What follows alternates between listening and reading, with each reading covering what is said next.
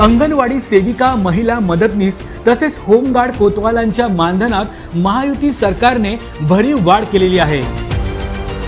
अंगणवाडी सेविकांना 15,000 रुपये तर अंगणवाडी मदतनीसांना 8,000 रुपये मानधन देण्याचा निर्णय सरकारने घेतला आहे।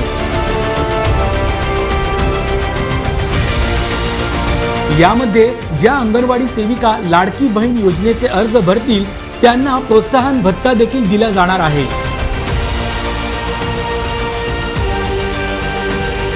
याकरिता राज्यभर विशेष 4,860 शिक्षकांच्या पदांची निर्मितीही केली जाणार आहे।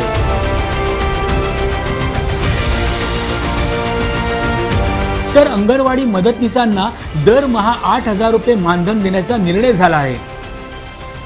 कोतवालांच्या मानधनात वाढ करून त्यांच्याकरिता कल्याणकारी योजना देखील सुरू करण्याचा निर्णय महायुती सरकारने घेतला आहे। त्याशिवाय होमगार्ड आणि कोतवाल यांचा कामावर असताना मृत्यू झाल्यास त्यांच्या वारसांना अनुकंपा तत्वावर नोकरी देखील देण्यात येणार आहे।